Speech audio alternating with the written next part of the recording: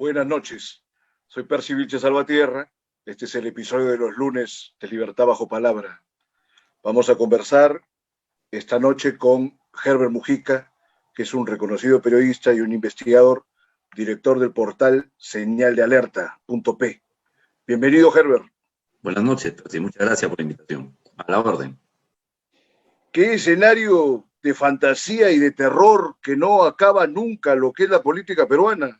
Cada semana salen con un nuevo disparate y francamente estos disparates, si solamente se quedaran en la fantasía, quedarían de repente como gestos meramente ficcionales, pero lamentablemente a la vez que son fantasiosos, terroríficos, causan un impacto grave sobre la ciudadanía.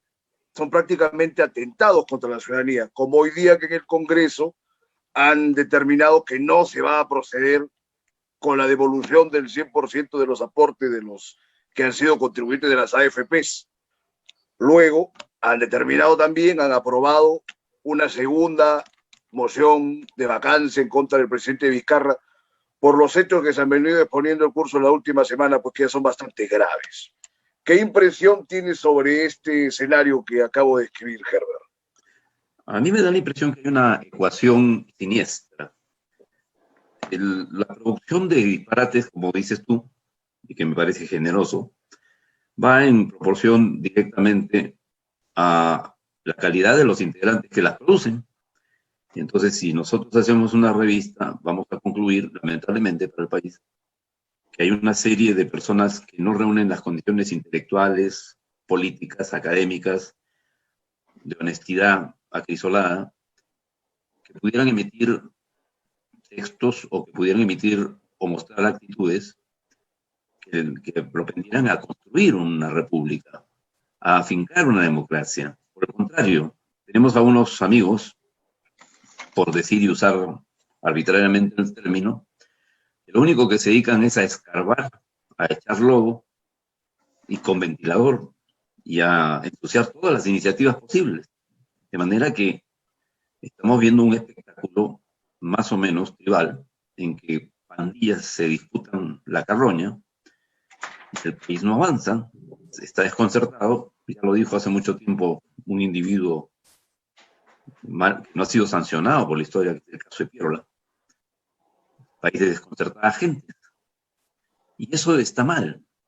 Y no solo mal porque lo diga yo ocasionalmente, un periodista humilde, sino porque los fundamentos del edificio de un país resienten tanto que un sismo queda poco y pequeño. En cambio, vamos a ver qué pasa el lunes 9, con los argumentos que se pudieran decir. Yo pienso sí que el presidente Vizcarra debe ser investigado y puesto... Pero mira, lamentablemente... ¿Perdí la audición? Te decía que lamentablemente, como lo está describiendo, no priman los argumentos acá, priman los particulares y la gente, pues lamentablemente, nuevamente hay que lamentarnos, solamente han aprendido de la política las transacciones y los acuerdos, pero no han puesto detrás de esas transacciones y esos acuerdos ningún propósito más elevado que el de sus meras urgencias de dinero o de poder, ¿no? Por eso que la historia del Perú es, de varias maneras, una historia muy desgraciada, porque nunca hemos tenido, francamente, una clase, los historiadores que han tratado el tema lo han señalado, eso sí, con claridad, ¿no? Rara entre nuestros historiadores. Nunca hemos tenido una clase dirigente importante que lleve el país hacia un desarrollo pleno y que, dada la situación que tiene el Perú en Latinoamérica, tranquilamente podría ser una gran potencia regional por lo menos, pero siempre estamos en una especie de furgón de cola de la locomotora que es Latinoamérica, ¿no? Decía un pensador latinoamericano, sobre el que guarda el respeto mucha gente en muchas partes del mundo, se llamó Víctor Raúl Ayala Torre, que no hay buenas ni malas masas, solamente buenos y malos dirigentes. Y las malas directivas de estos malos dirigentes son los que están llevando el país de cabeza a trompicones en una historia que se llama bicentenaria, pero que también tiene un problema con los historiadores, que son plásticos, ocultaron muchas cosas, nos mintieron, Y en el Perú se conoce una historia, por lo menos parcial, y no se le dice traidor a los traidores, y no se le dice vendepatria a los que vendieron la patria, que anda por ahí pululando de nietos a abuelos, de abuelos a bisabuelos, y que son los mismos, y que han cambiado quizá de apellido, de lugar, de faz, de color de piel, pero que siguen siendo los mismos, que no tienen ningún apego a la tierra. Y tú decías una cosa muy importante: deberíamos ser una gran potencia. Ya fuimos una gran potencia. No olvidemos el incanato. Es cierto que no era un imperio lo más sólido que se pudiera querer. Sin embargo, el norte de la Argentina conserva resabios, el norte de Chile, para nosotros es el sur, conserva resabios. Y cuando uno va de Mendoza, de Chile, entra a Mendoza, entra por el puente del Inca. Y he visto cholitas argentinas de ojos azules, con sus niños y polleras, divirtiéndose en la fiesta de la Pachamama. De manera que esos resabios, después de 500 años, tienen algo que decirnos. No hay buenos ni malos dirigentes, no hay buenos ni malas masas, solamente buenos y malos dirigentes. Inclusive desde esa perspectiva, Herbert, podríamos decir que aún en el tiempo del virreinato el Perú gozó de una posición privilegiada. Fue el virreinato duda, más importante hasta que es tuvieron los desmembramientos de las reformas borbónicas, ¿no? Que crearon, por ejemplo, el Virreinato de Buenos Aires, etcétera. Cosa que al poco tiempo también salió lo de la revolución de Túpac Amaru. Pero ¿qué hacemos con este país si la gente que tienen algún acceso a los medios, ya sea a la cosa periodística o al ámbito histórico, educativo, no dicen las cosas como son? Hace unas semanas, Drusila Sileri, ¿no? El programa en canal que ni me acuerdo qué canal era, pero dijo de Túpac Amaru, ese indio, ¿no? Que hizo no sé cuánto. O sea, si nosotros debiéramos tener uno de nuestros principales o de nuestros fundamentales padres de la patria, tendríamos que arrancar por Túpac Amaru, por lo menos, para no irnos hacia el incanato pleno. Sin embargo, así están las cosas hasta ahora, ¿no? Y no he visto mayores polémicas sobre el tema ni nada. La intelectualidad del Perú también hace mucho tiempo que ha renunciado a hacer un ejercicio crítico y a tener una participación política más activa. No sé qué impresión además tienes, porque tú eres un hombre que tiene mucho conocimiento de la historia política e intelectual del Perú. Como hombre comprometido que eres con el aprismo. Más que eso, no sé. Lo que quería pero me refiero al compromiso que tienes con el aprismo, pese a no participar activamente en el partido, ¿no? En el partido oficial, o lo que queda de aquel, que es casi nada. Y estamos hablando de 2.8%. Entonces, no decía Andrés Townsend que yo estoy en la fe, pero no estoy en la iglesia. Y yo digo lo mismo, con mucha más humildad y modestia. Yo estoy en la fe. Vamos a hablar de Townsend, y no como estoy te dije, en la iglesia. Con todo gusto. Esa es una frase muy honorable que dices, ¿no? Y que la decía también Townsend. Sobre Townsend volvemos el último tramo, porque también ese ha sido uno de los objetivos de conversar contigo, que has tenido una cercanía con él. Prosigamos con la coyuntura. Entonces, ¿cuál es tu impresión de los movimientos que se están dando ahora último en el Congreso, aparte ya de lo de la vacancia, que en teoría lo van a ver la otra semana, ¿no? Bueno, ¿qué me puedes comentar, Germán? El Congreso en realidad debiera ser una tribuna de debate, de denuncia y de altos propósitos de construcción de la civilidad y de la patria. Pero lamentablemente es todo lo contrario. No hay lucidez, no hay horizonte. Es probable incluso que muchos de los parlamentarios no entiendan hasta ahora por qué están sentados ahí. Porque la prioridad la tienen por los fines de mes, donde cobran, donde tienen una serie de protocolos que les dicen doctores, tienen choferes, tienen pelotones de asistentes, brigadas de secretarias, que Prodomo suba, ¿no? Que están allí para engrandecer teóricamente, ficticiamente, la figura o la imagen de estos personajes. De ser nada, hacer algo y figurar en los periódicos que lamentablemente a veces, o los diarios, o los miedos de comunicación, como decía el uruguayo autor de unos libros célebres, ¿no? Me refería a Galeano. Los miedos de comunicación destruyen la posibilidad de comunicar a la gente las buenas intenciones y los buenos propósitos y lo científico que significa hacer un proyecto de ley.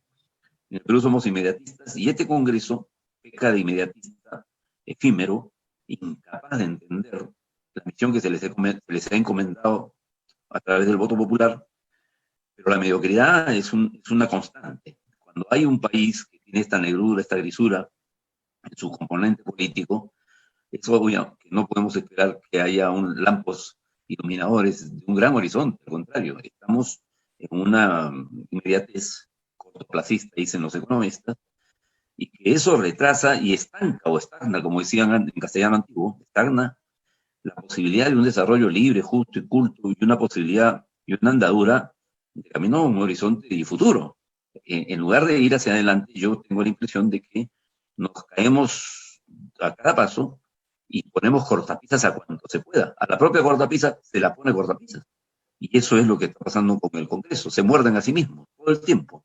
Y la gente los odia. Entonces, la voz del pueblo muchas veces es una voz que tiene que decir más cosas. ¿Por qué no se permite la participación de más periodistas? El cogollo de periodistas que dan vuelta en todos los canales, en todos los medios, en todos los programas, son los mismos.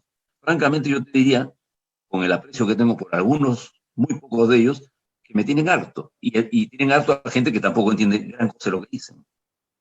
Bueno, no tienen autonomía para tener un guión propio, pues, ¿no? O sea, en líneas generales siguen las pautas que les dan o que les determinan quienes están manejando los propios programas, ¿no? No, y el Los patrón manda. directores o inclusive los dueños de los canales ya en último Obviamente. caso.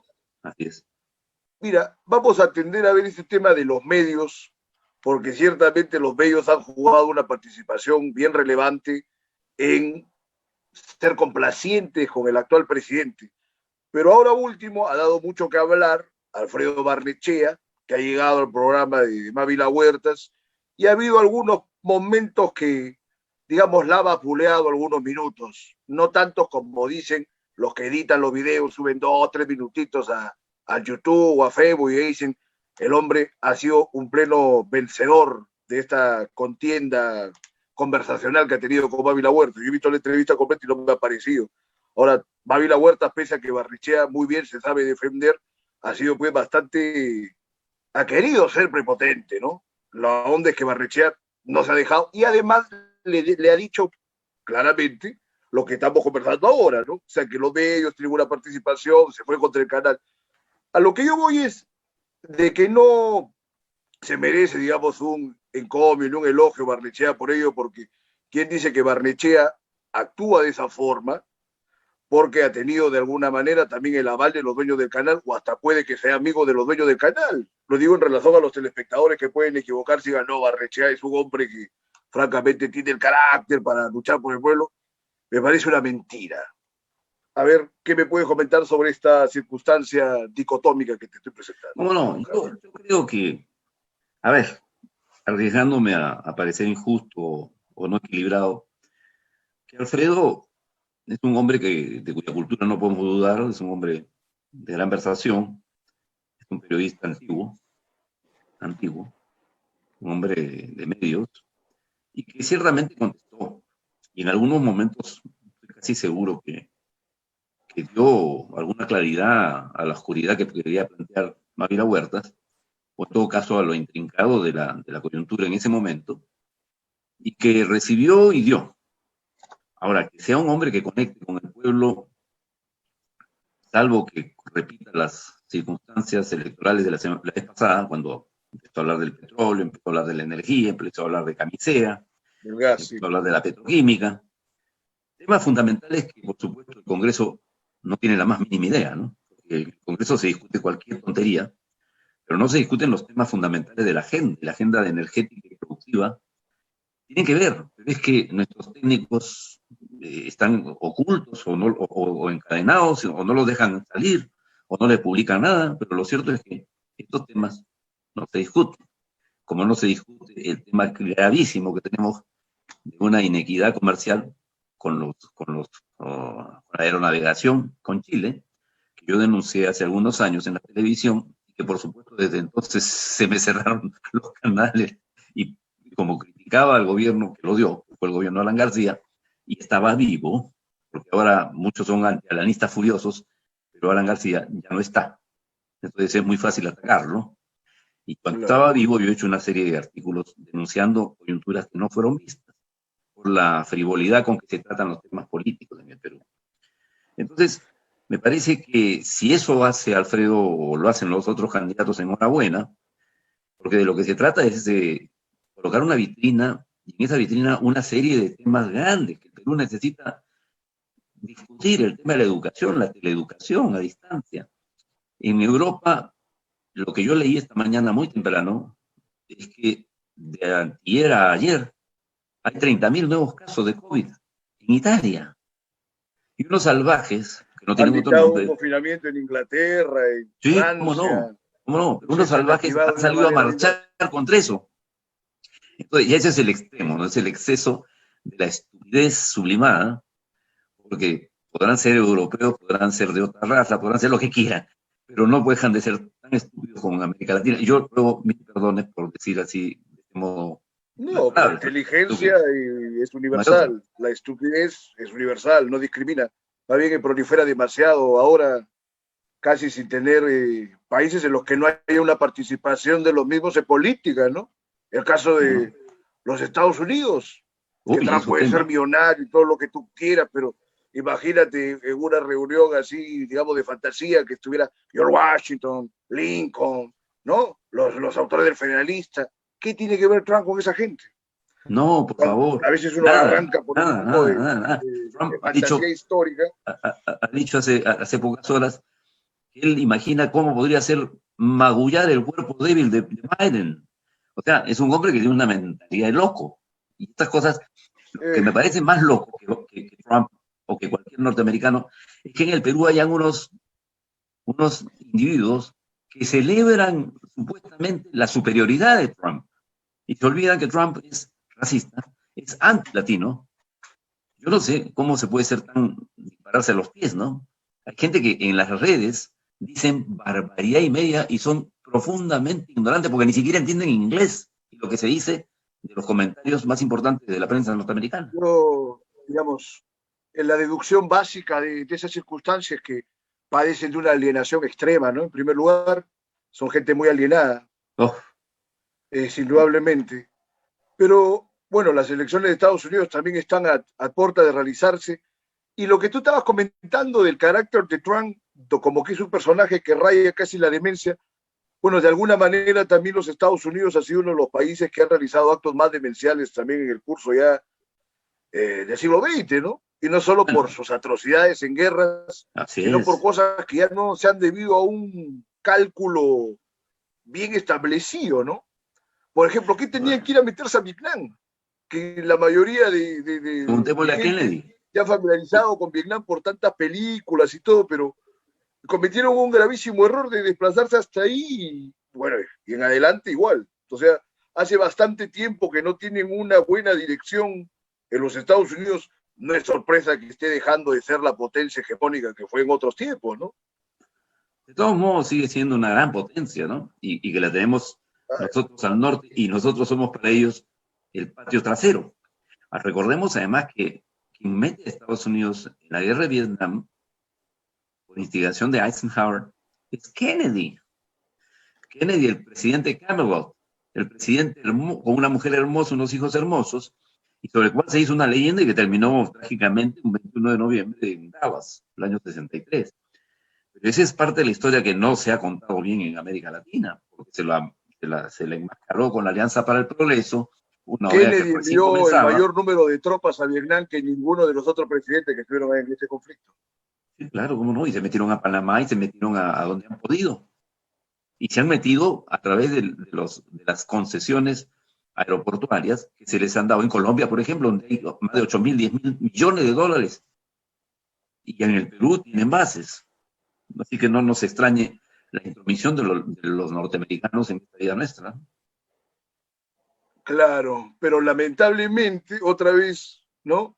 Está participando de este tipo de encubrimientos o de alteraciones de lo que es la realidad, la gente que se encargan de la historia, la gente que se encargan de los medios de prensa, que han hecho una construcción de un relato que no tiene mucho que ver con lo que ha sido en realidad el legado de Kennedy, ¿no? Bueno, en todo caso se podría admitir hasta ciertas contradicciones o paradojas que, bueno, ningún ser humano está exento de ellas, pero la cuestión es señalarlas, ¿no? Y peor en el Perú. En el Perú pasan 4 o 5 años y los personajes prácticamente se pueden reconstruir, ¿no? Popularmente se dice que acá en el Perú no hay ninguno que sea un muerto en política. Vemos a Ollanta Humala No hay muerto malo. con la mayor flema del mundo que ahora quiere postularse a la presidencia. Y he visto Bueno, comentarios por ahí no de está algún mal, analista ¿no? que ¿No dijo crees tú que para el que el 2026 pueblo podría haber castigue eso? postulado. ¿Ah? No, Dime, repíteme, no te escuché. digo, no está No, mal que Ollanta compruebe si tiene o no tiene votos. Allá él, ¿no? Yo lo que sé es que es sospechoso de una serie de malos manejos y tiene que dar cuenta de eso. De manera que su actuación fundamental la tendrá que dar ante los tribunales y que lo investiguen, como investiguen a cualquier otra persona que sea pasible de sospechas y de indicios irrazonables, razonablemente fundados, para que sean investigados. La ley debiera ser la misma para todos, pero quienes han sido expresidentes, quienes tienen algún poder, quienes han otorgado muchos favores, hoy los están reclamando, hoy los están cobrando. Y los que no pueden cobrarlo ya se murieron o se mataron, ¿no? Y ya sabemos a quiénes estamos hablando. sí, pero mira, está muy bien lo que tú dices, es racional. Yo no estoy de acuerdo con una candidatura como la de Ollanta, ¿no?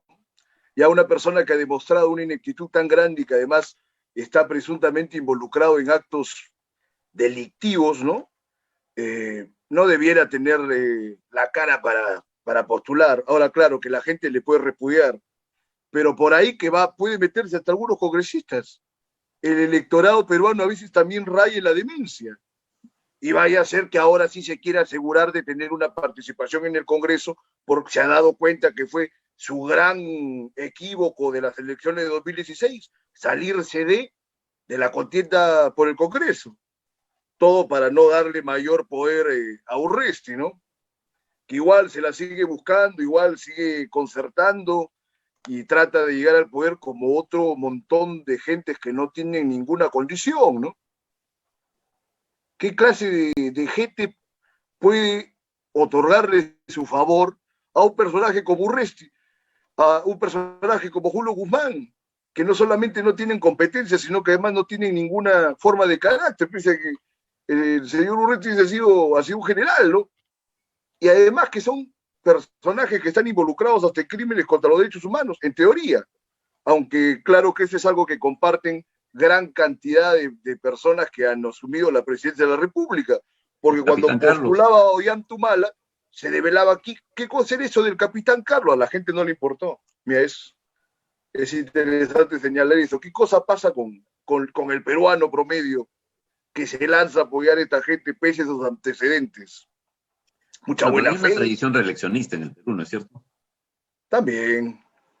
Y muchas veces todas las segundas partes no son buenas. Ya sabemos en el caso de algunos expresidentes, algunos terminaron presos, otros autosuicidados.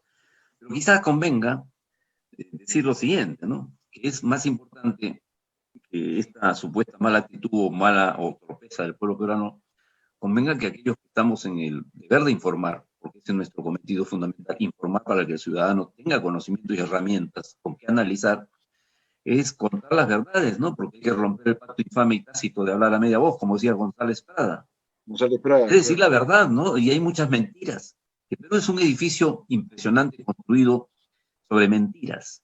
Este era héroe y resultó un traidor. Este es un hombre honesto y su familia es honorable. ¿Qué es honorable en el Perú? Detrás de cada fortuna se esconde un gran crimen o una cantidad de crímenes. Es impresionante. bueno, ese es Entonces, el dicho de Balzac. bueno, Balzac, que tenía por qué decirlo. Entonces, pero aplicado a nuestra realidad, ¿cuántas fortunas son honorables en el Perú? ¿Y cuántos ricos se hicieron a través de la esclavitud, de la trata de esclavos, a la exacción atroz del erario nacional, en la Robarle guerra sus o antes de la propiedades a guerra, las y en la guerra de la comunidades, todo. independencia? ¿Qué tan bicentenario y qué Es tan libres somos? el problema que la gente no se preocupa, porque hasta hace 20 años podían decir que no llegaban a las bibliotecas, etcétera, pero ahora desde cualquier celular, porque el que menos tiene su smartphone, puede darse un tiempo para buscar bibliografía, o para buscar videos, o para buscar programas, como esto estamos conversando. Yo nunca lo he visto que lo conversen en ningún medio tradicional, ¿no? Es que no vende, Entonces, pues. la gente, no, pero la gente también no se la busca. Hay que tratar de que la gente se preocupe en llegar, porque Pero, si no va a si partir de permíteme la una opinión, transformación del pueblo, no vamos a permíteme llegar a ninguna parte. una Adelante, pues. sugerencia. Yo Sigue. diría que programas como el tuyo al que yo accedo, a pesar de que lo vengo siguiendo, necesitan continuar. Y continuar con todo lo que significa, que es estar produciéndolo, estar coordinando, estar buscando a la gente, que no opine lo mismo ni que sea parte del sistema, sino que digan cosas distintas para poder interesar al resto, que tenga la oportunidad y la suerte de ver programas como el tuyo, porque del incentivo y de la intensidad con que se pueda azuzar a la gente, llamémoslo así, para que lea, para que busque, para que haga un clic y eso le provea de la posible información, es otra posible construcción paralela, grande, enérgica, y que signifique conocimiento e información. El problema del Perú es que es un pueblo mal informado, un pueblo al que se le ha mentido siempre, un pueblo que considera que vivir como vivimos, con la cantidad de salvajes en la cosa pública que tenemos, es normal. Y tener expresidentes rateros le parece normal, porque roba, pero hace obra. Y le parece normal que un OPS, le parece normal que la OASI, que los organismos de las Naciones Unidas encubran una serie de estafas y una serie de robos. Eso es impresionante. O sea, me parece normal que uno le mete un balazo a un tipo y después diga, ay, me equivoqué, no era él, pero el otro ya se está muriendo. Impresionante, ¿no? Herbert, es profundo lo que comentas. Te voy a referir un dato. Tú sabes que los colectivos feministas a veces son afiebrados, muchas veces tienen justificaciones para tener esos afiebramientos, ¿no? Decían Perú, país de violadores. Y había pues cualquier cantidad de gente que se exaltaba, que esto, que el otro. A mí me daba igual, porque hay una grave incidencia de ello en el Perú. Se ven ahora las cosas que publica la gente en Facebook, en Twitter, con los últimos casos que se han retirado en la opinión pública, pero son un desastre, etcétera. Lo tomo como una referencia para decirte, el Perú podría decirse tranquilamente que es un país de cutreros o que es un país de coimeros. El que no es coimero y que no es cutrero, que no se dé por aludido. Pero la verdad que el que menos fabula ya, ¿cuánto de lo que están postulando un puesto en el Congreso, a una alcaldía, a una regiduría, olvídense de lo que postulan a la presidencia de la República, no dirán, esta es la vía, ¿no? O sea, llevarse millones de soles por algo que no están haciendo ninguna cosa de valor, simplemente por asegurar el otorgamiento de una obra a una empresa por debajo de la mesa. Entonces la gente ha visto que hay un festín absolutamente infernal de la repartición del erario público y el que menos quiere participar. En teoría Sí, me parece que ese es el principal problema. Por ejemplo, ese hombre que tú lo admiras tanto, que es Aya de la Torre, y que merece, por supuesto, en varios momentos de su vida, un reconocimiento, ¿no? Con puntos controvertidos y, bueno, que también se puede cuestionar, pues esa parte, decía, a Palacio se llega con oro y con fusiles. Ahora a Palacio se llega simplemente con oro y con marketing. Los fusiles, bueno, los fusiles ya lo utiliza quien está en el poder, como está haciendo ahora las últimas semanas el presidente, para ver, de asegurar de que no lo acaben de vacar, ¿no? A ver, coméntame, Herbert, algo en el respecto. Sí, decía más bien en ese mensaje, que es el mensaje premonitor del 8 de diciembre de 1931, el mismo día que asumía la presidencia de Manuel Sánchez Cerro, en lo que se reputó como un fraude gigantesco, decía, al Palacio se llega con oro, con fusiles, pero a la conciencia y al alma del pueblo se llega como hemos llegado nosotros, con la luz de una doctrina, con un pensamiento y acción, con la honorabilidad de ser dueños de su propio destino, en la construcción de un Perú libre, justo y justo. De manera que ese mensaje es un mensaje rector de lo que en algún momento, por largo decenio, fue su agrupación política, la honestidad crisolada, aún en el hierro, porque probablemente haya cosas que criticar, muchas, sin duda, un rebasamiento de las masas a los dirigentes, una serie de directivas que no se hicieron bien, una serie de adentramientos que debieron ser más profundos, y errores tremendos, como por ejemplo el año 45, dejar la candidatura del Frente Democrático Nacional a Bustamante y Rivero, y no al hombre cuya cabeza era la del liderazgo de 11 años de clandestinidad, que era Aya la Torre. Pero son temas sobre los cuales mucha gente, o gran parte de la gente, no sabe nada, porque no le dijeron Luego jamás hacerse vale algo de eso. también. ¿Perdón? El problema es que aún dentro de los apristas que son honestos y son críticos, también hay algunas cosas que a veces no se problematizan, ¿no? Seoane pudo haber sido tranquilamente presidente, como también en su momento creo que lo pudo haber sido Andrés Tausen, ¿no? En los años 80, Sí, que cómo no. tranquilamente se revolcaba, yo lo puedo decir con total tranquilidad, que lo revolcaba Belaúnde, ¿no? O sea, no solamente en el nivel intelectual, sino a nivel de oratoria, etcétera. Entonces, mira, yo te comento, vamos a hablar de Tausen. Yo discrepo mucho de la ciudad de Tausen, de su admiración por Bolívar, etcétera, pero en el momento del 80, por supuesto que era el mejor candidato. Lamentablemente la vida y la política no es una excepción, no siempre obra con justicia. Pero sigamos por el momento todavía con el Perú contemporáneo que tiene tantos equívocos y está bien la remembranza que has hecho del partido de ahí en la Torre, porque mal que bien ha sido el único partido constituido en la historia peruana, ¿no? O sea, le pese a quien le pese. Hubo algunas otras manifestaciones dentro de la izquierda que al menos tenían la teoría para buscar alguna transformación, pero no se consolidaron a nivel del dominio de las masas, ¿no?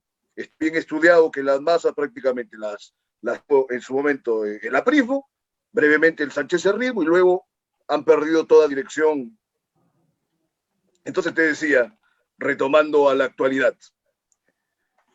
¿qué nos depara el 2021 con esta serie de candidatos presidenciales que son veintitantos por el momento y con los incidentales candidatos al Congreso también que ya se están manifestando cuando muchos partidos ni siquiera han terminado sus elecciones internas? Te comento que Juntos por el Perú, que ven alianza con Nuevo Perú, han hecho sus elecciones el 15 de octubre.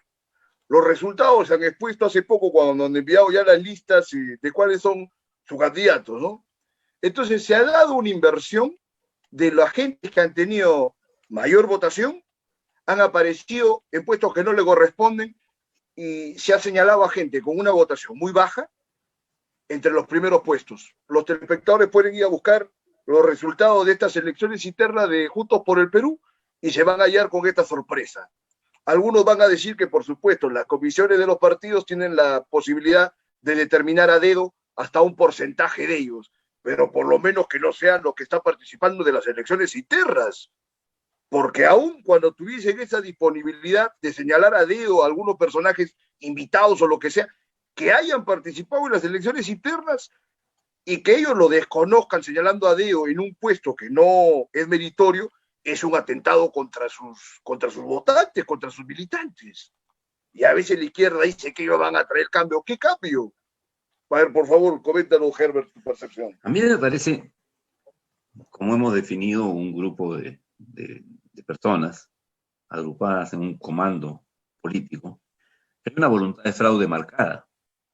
Y es una voluntad de fraude que se patentiza no solo cuando el Jurado Nacional de Elecciones, que es el principal agente de esa voluntad de fraude, reconoce lo que no reconocía hasta hace 15 días, cuando decía que un grupo político no había levantado, no había, la palabra es, no había superado las observaciones, no había levantado las observaciones. Y se lo dijo hasta en 3 resoluciones del propio Jurado Nacional de Elecciones, pero ahora los reconoció para que ejerzan la democracia interna. Entonces, esas elecciones internas van a ser de un grupo con predominancia de unos dineros extraños vinculados, dicen, al narcotráfico, dicen a malas maniobras y a malas juntas y a prestigios reprobables que afean más aún la contienda. Y si lo que tú me dices es preciso, exacto en ese partido, que pusieron a los que estaban abajo, los pusieron arriba, y comienzan muy mal, ¿no? O continúan muy mal, porque eso es parte del fraude, de la voluntad de fraude, que está apañando el Jurado Nacional de Elecciones al hacer este tipo de maniobras que afean, pues antes, o 6, 7 meses antes del comicio nacional, ya están afeando y están ensuciando y están embraveciendo las olas que van a permitir pues un desmadre, ¿no? ¿Qué nos viene el 21? Dios sabe. Es decir, con Dios y su ayuda, si es que existe un Dios, los católicos creen en eso y alguna gente con la religión y la fe, yo creo en algo superior, no sé si sea Dios, se nos va a venir con todo. un terremoto político, una cantidad de bufones que van a llegar al Parlamento, y muchos que quieren solucionar su problema, porque el 85-90% de la gente que Herbert, postula, pégate un poco al micrófono, sí, ¿cómo no? por Ahora, favor, porque ahora se está mejor, viendo como una interferencia.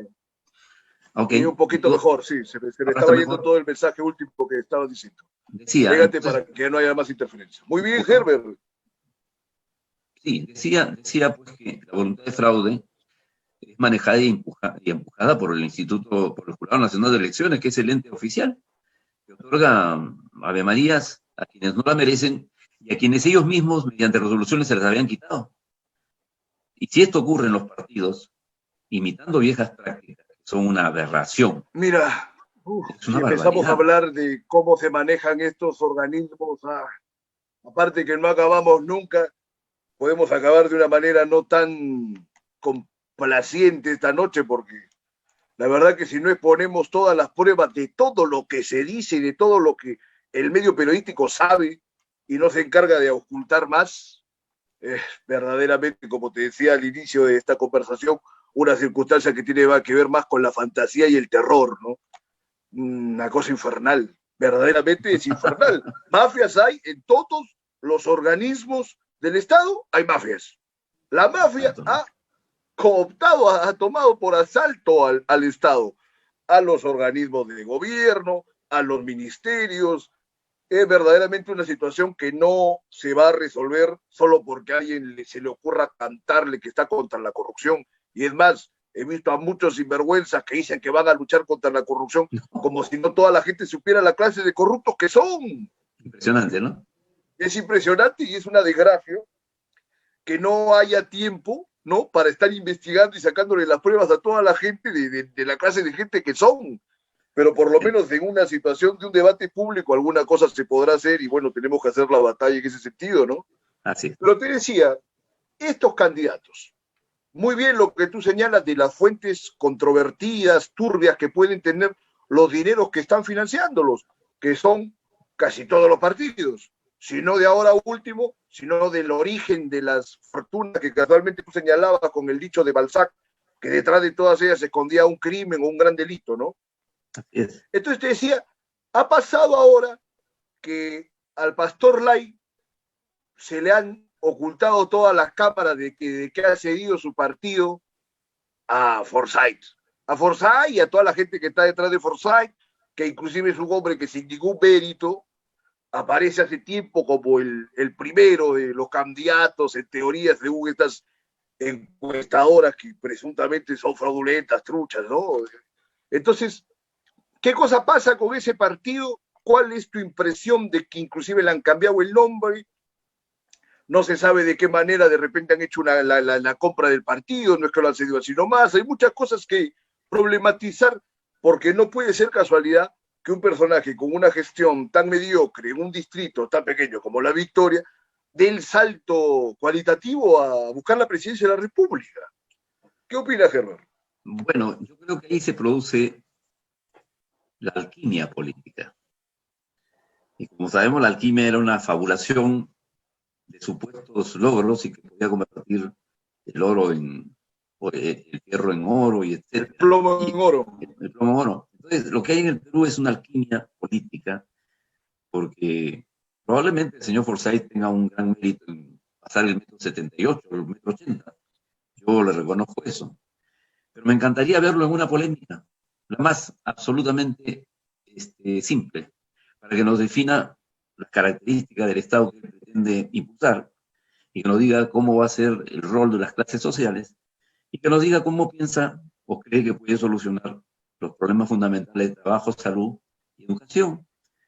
Y hasta donde yo sé, no tiene mucha educación, hasta donde yo sé, no entiende mayormente del Estado, y hasta donde, porque estar debajo de un tablero de fútbol, de un arco de fútbol, no es lo mismo que el Estado, hay una diferencia más o menos sustancial, y hasta donde yo sé, creo que no entiende más allá de la salud propia que con seguros y con buenas clínicas puede mantener. De manera que con el tiempo y con las semanas que pasen, cuando sea emplazado, yo estoy seguro que ese primero que busca el sistema, o las grandes empresas que necesitan a alguien más o menos simpático, maleable, fotografiable, se va a diluir de la manera más vergonzosa. Porque no es el padre es un señor que tiene alguna instrucción fundamental, es un embajador, pero no es el padre. Y yo lo he escuchado un par de veces y las pocas veces que me preguntaba, ¿y este quiere ser candidato, quiere ser presidente? Es una frivolidad Pero ha impresionante. traído a su presidencial a unas personas con una cierta experiencia que supuestamente en teoría dirán que podrían encauzarlo en el caso que llegue a ser presidente, porque así como desafortunada es la escena política peruana, también es imprevisible. Y por ahí, si no se cae esa candidatura, imaginemos que el próximo 28 de julio de 2021 esté Forsyth dando su primer mensaje a la nación. No, bueno, a Fíjate, tanto no ¿para creo que qué nos podemos ha llegar, servido ¿ah? 200 años de presunta independencia? No, no, no, No, pero eso, te digo ese es para un ver el escenario tema este, bastante poco ya lo probable. traigo. Para que por supuesto que sí, pero te digo, imagínate, ¿qué nos ha servido supuestamente estos 200 años independientes, luchando por la democracia y la república? O sea, pasa cualquier cosa. Yo entendí, Percy, y esto es una broma, Claro, yo y por entendí supuesto que que es esto poco era una probable, ¿no? entrevista Por y no una supuesto. tortura. Entonces, si es tortura diciéndome que imagine a Forsyth presidente, No, pero bueno, francamente la declino. hay que confrontar esa posibilidad, ¿no? Como te digo, hay que ponerlo muy fuerte porque es una situación terrorífica, pues. Sí, Claro, o claro. sea, yo lo dije hace como tres programas y me ocurrió así, yo lo veo francamente en la coyuntura política como una especie de tortura que ha salido de la mentalidad de un psicópata del tiempo de Gengis Khan. Porque si lo agarramos por el lado simbólico es absolutamente hasta doloroso, sobre todo para la memoria de tanta gente que fue forzado por hacer del Perú un espacio mejor para todos los que lo habitan. Sin duda. Este nivel de indignidad, de falta de civismo y de un desnudamiento de los apetitos más bajos de los personajes que están postulando a los cargos de representación, no se ha visto nunca. O sea, ni siquiera el tiempo de Fujimori, al contrario, o sea, contra Fujimori salía Javier Pérez de Cuellar, hubo gente que quería darle la lucha a toda esa decrepitud y esa corrupción que no solamente era material, sino que hasta se podía vincular en un plano espiritual. Era una cosa terrible y se daba una lucha. Ahora yo no veo que haya ninguna lucha en el escenario político. No. Prácticamente todos ya están determinados bajo el mismo molde. Cambian de careta, se hacen los hábiles de pasar de un partido para el otro, unos presuntamente dicen ser de izquierda, que avalan además cualquier cantidad de regímenes que son insostenibles, que no hacen ninguna lectura de la sociedad actual. Lo de la derecha, peor, y los otros, los que son convenidos, de hablar. Ese debate lo ha perdido el Perú hace por lo menos 40 años y hasta la fecha no emerge una generación o una clase que tenga criterio, que tenga inteligencia y que sobre todo tenga carácter y voluntad para hacer una transformación en el país. Como nos quedan justamente ya pues no, los minutos finales que te dije, vamos a conversar de ese hombre que tú admiraste tanto y que fuiste tan cercano a él, que fue Andrés Townsend. Entonces, empecemos. Adelante.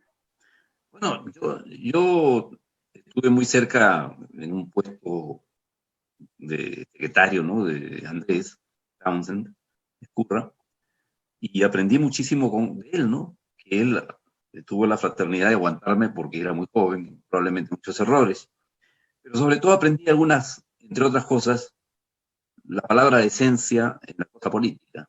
Un hombre que vivió con su sueldo cuando fue parlamentario, de profesor universitario, que lo fue durante largos años, décadas. Nunca le vi inconductas de apropiación ilícita, como es hoy muy común. Siempre le vi evitar las palabras de odio. Él decía que el odio pesaba mucho, de manera que el alma no podía cargar esas rémoras. Vi a una persona íntegra con una cultura extraordinaria, con una capacidad y una inteligencia muy rápida, y con una belleza en la prosa que le dio pues un renombre, autor de 15, 20 libros, y libros que se estudian porque son y están bien hechos, entre otros, y uno fundamental que es 50 años de aprismo, ¿no? Curioso, bajo el molde del mismo libro que ella había escrito en el año Claro. 57, 30 años de aprismo. Y lo hizo, me lo encargó, tuve la generosidad de encargarme las solapas del libro, pero además la organización del libro, y nació más o menos en 1982, 83, poco después de que fuera expulsado del partido. siendo diputado por Lambayeque, cuando los infaustos sucesos de división que acontecieron después de la dolorosa pérdida del 80 contra Belaunde, y por haber escogido mal, ¿no? Haber puesto a un candidato que era bueno para un grupo aprista, pero al interior del APRA, pero no era para convocar a quienes estaban simpatizando y querían ver la reivindicación que ahí había logrado el año 78 en la Constituyente, cuando él solo gana más de 1 millón de votos. Entonces, me parece que hay que reivindicar la figura de Andrés por su probidad. Decía Alfonso Barrantes que ser honesto en el Perú ya es algo, y es algo revolucionario, porque normalmente todos tienen rabo, no de paja, de dinosaurio, unos rabos enormes, gigantescos, por la comisión enorme, caudalosa de pecados, y pecados no veniales, sino pecados materiales, delictivos. Eso fue, O digamos, mayanamente la comisión de delitos y de actos que han atentado, por lo menos si son figuras atípicas en el orden penal, han atentado contra el bienestar de la ciudadanía y son la mayor cantidad de gente que participan a veces de la vida escena pública, ¿no? y cómo no, pero Muchas además veces los santos. le han robado, le han estafado, como ciertos expresidentes, le han estafado la fe al pueblo y le han hecho creer que su fe es una colección de engaños, es un edificio maléfico, pleno en mentiras, y ese es un crimen, pero que en el Perú, por supuesto, no se entiende. Eso era precisamente una de las cosas que Andrés decía: nosotros no podemos perder la fe, pero tampoco podemos perder la limpieza en el ejercicio de la cosa pública. Ser limpio ¿Será posible, significaba Herbert, no tantos robar. años? Porque piensa cómo se van repitiendo los casos. Por ejemplo, tú estás haciendo varias críticas casi tácitas y directas a Alan García. Y yo te digo, el segundo gobierno de García ha sido un gobierno que en líneas generales, en términos, digamos, macroeconómicos, ha sido positivo. En el orden nacional, con los excesos que se han dado contra la misma población, negativo. Con los otros temas que son presuntamente actos de corrupción, ni hablar. Ahora, ¿cómo es posible que el pueblo peruano, luego del desastre del gobierno del 85 al 90, haya votado por él? Es algo que se explica, mal que bien, por esa infame circunstancia de elegir siempre al mal menor, ¿no? Yo lo he comentado aquí en el programa, en su momento parecía que era un mal menor, a un Ollanta que parecía un chavista desbocado, bueno, y así se fueron sucediendo todos los otros presidentes de estas últimas 2 décadas. Pero es como que García fuese una especie de Piérola puesto en otro siglo, en lo bueno y lo malo, una especie de Piérola. Pareciera que por una situación maldita, García fuese como un remedio de Piérola, pero en otro siglo. Y el problema es que a Piérola nadie lo ha terminado de juzgar, por lo menos en un término histórico, ¿no? Como tú decías, oye, pero este es un traidor, el otro. ¿Qué historiador ha tenido los arrestos para señalarlo plenamente? Pasa que el Perú a veces es muy complaciente, por eso que años, pasan los siglos y la cosa pareciera repetirse porque nadie le ha puesto un freno. O han dicho solo lo bueno, no se han ocupado de lo malo y mucho menos han hecho un balance de todas las circunstancias de estos hombres. Con Leguía pasó algo parecido, ¿no? Obra pública y la gente lamentablemente se conforma con la obra pública. El mismo Belaunde, que es honesto, sí, hizo obra pública, sí, pero también hubo una corrupción tremenda y el caso de los Mayorunas, o sea que estaba muy lejos de ser un personaje prototípico, ideal, ¿no? Como a veces lo presumen algunos candidatos como Barnechea, que habla de Belaunde como si fuera un santo, que indudablemente no lo es, ¿no? Fíjate tú si a Fujimori, que hace tan poco tiempo ha hecho todo lo que hizo, le tenemos como un referente para Fuerza Popular, un hombre que se fue a postular a Japón al Senado. A la gente no lo siente eso como una afrenta para el país, que habiendo sido mandatario, se va a poner en calidad de súbdito del emperador del Japón. La mayoría de la gente no está en condiciones de evaluar esto, ya ni se diga de todo lo que hizo su gobierno. Adelante, Herbert, tu reflexión.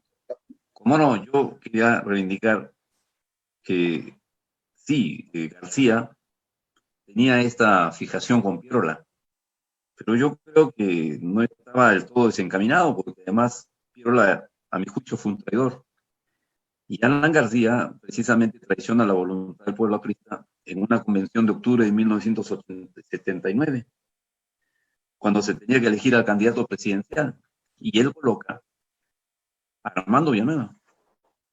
Y ese fue el comienzo de una debacle que tenía pronóstico anunciado. Cuando las elecciones del 80, Belaúnde nos gana por 700.000 votos.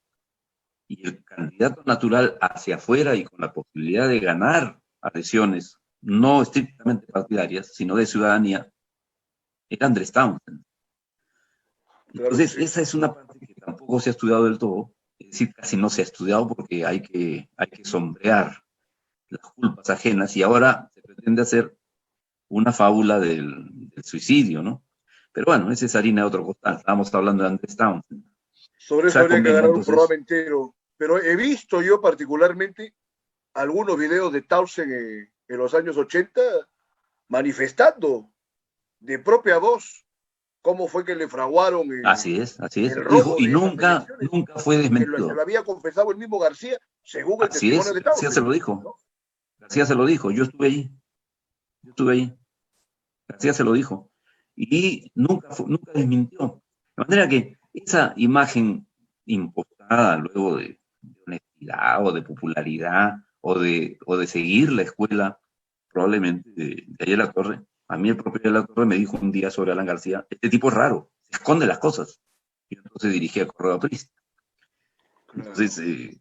tengo un testimonio que nadie puede refutar porque yo lo digo bajo mi palabra y lo poco que valga es eso, ¿no?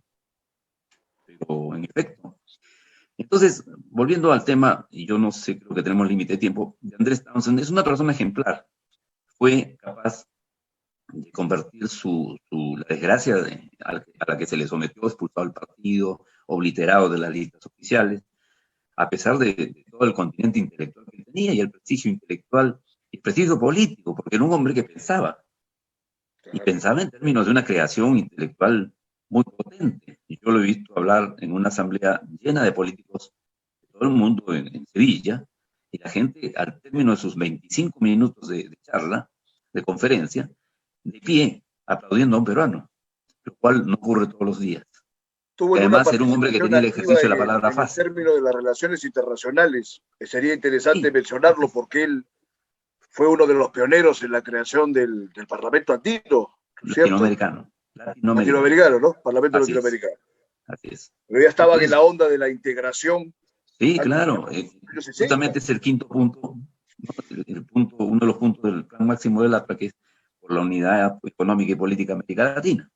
Y en esa tesitura se situó Andrés Townsend promoviendo esta entidad internacional que en algún momento fue una corriente política muy interesante de todos los partidos, pero que hablábamos de la patria grande, como decía Bolívar. ¿Cierto? Bolívar tiene muchos bemoles, ¿no? Hay cosas que no fueron buenas, nos declaró la guerra, Bolivia, el nos primero, provocó ¿no? los grandes problemas geopolíticos. Pero en fin, entonces yo decía que Andrés Townsend es un hombre que hay que reivindicar. Hace poco una reunión de sectores apristas, a los que yo no participé porque no me invitaron, concluyó en su segunda conclusión, paga la redundancia, que había que reivindicar el pensamiento, el ejercicio político y la moral de un intelectual político comprometido como lo fue Andrés Townsend, que murió el año 93, ¿no? Entonces, eso sí Ahora me yo te parece digo, importante.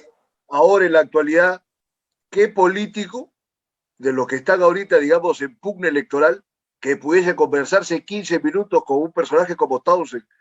¿Hacia dónde nos hemos precipitado todos estos años de embrutecimiento y de envilecimiento, no solo del medio público, sino creo que además de la ciudadanía, ¿no?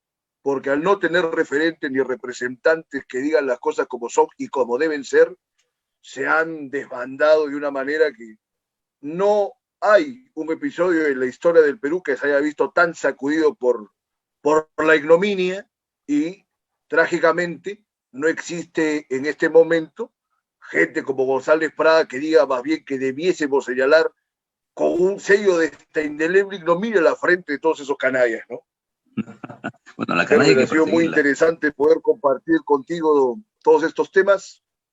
Nos quedan unos minutos. Por favor, danos un parlamento final, lo que tú creas. Tienes la tribuna abierta. Adelante. Muchas gracias. Muchas gracias. Gracias, sí. Este ejercicio libérrimo me parece fundamental. Hay que decirle y comunicarle a la gente que sí es posible levantar al país. Tenemos que tener mucha voluntad y mucha fe. Pero esa fe y esa lucha tiene que estar sobre pilares fundamentales de conocimiento de la información y conocimiento de los grandes temas nacionales. Saber por qué somos peruanos, por qué tenemos una bandera, por qué creemos en un proyecto nacional que no está desvinculado del proyecto latinoamericano. Somos un país central que tiene posibilidades extraordinariamente geopolíticas de llegar más rápido al Asia que otro país del sur, por ahí que ya conocemos.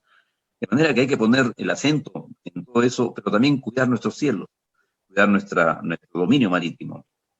Y si el Perú, a mi juicio, que es una tesis que estoy trabajando, tiene sus tres áreas naturales que son costa, sierra y montaña, hay que agregar una cuarta, que es el mar de Grau, con 3.000 kilómetros de litoral, pero hay que agregar una quinta, que es el cielo de Quiñones. Hoy las transacciones mundiales y la rapidez de las transacciones, a pesar de la pandemia, se hacen por avión. Y eso hay que cuidarlo. No podemos permitir la intromisión de agentes de otros países que vengan con sus propios pilotos militares a reconocer qué tenemos en el país, qué somos, cómo no lo hacemos y de qué manera nos movemos. Todo eso significa, pues, una gran fe en el Perú de los incas, en el Perú de Grau, en el Perú de todos aquellos próceres, de Tupac Amaru, de todos aquellos que hicieron de este país una chance y una posibilidad. La que decía Basadre, aunque Basadre yo tengo muchos reparos, porque Basadre maquilló muchas partes de la historia del Perú, maquilló y santificó a hombres como Pierola, y no analizaron bien qué cosa había ocurrido, o lo ocultaron, hasta ahí no lo sé. Entonces todo esto tiene que tener una esperanza, una posibilidad de un país vivible, pero por sobre todo la voluntad de cambio y de lograr un Perú con justicia, con pan y con libertad. Son unos presupuestos casi poéticos, dada la actual circunstancia, pero ha hecho bien recordar estos personajes con los cuales yo disiento en muchas cosas, pero reconozco su gran valor para el país y que nos muestra que la clase política no todo el tiempo ha sido el estercolero que se ve, ¿no? Ese hombre que admiraba decía que la política es la poesía de los pueblos. Nuevamente, el Perú se merece a gente que ejerce una representación pública, que tenga las condiciones por lo menos para aprender esta frase, captar la belleza y todas las consecuencias a las que nos puede llevar. Así que habrá que seguir ejerciendo la resistencia y la lucha por nuestro país. Ha sido verdaderamente un gusto contar con tu participación, Herbert. Nos despedimos el jueves en libertad bajo palabra. Buenas noches. Gracias, buenas noches.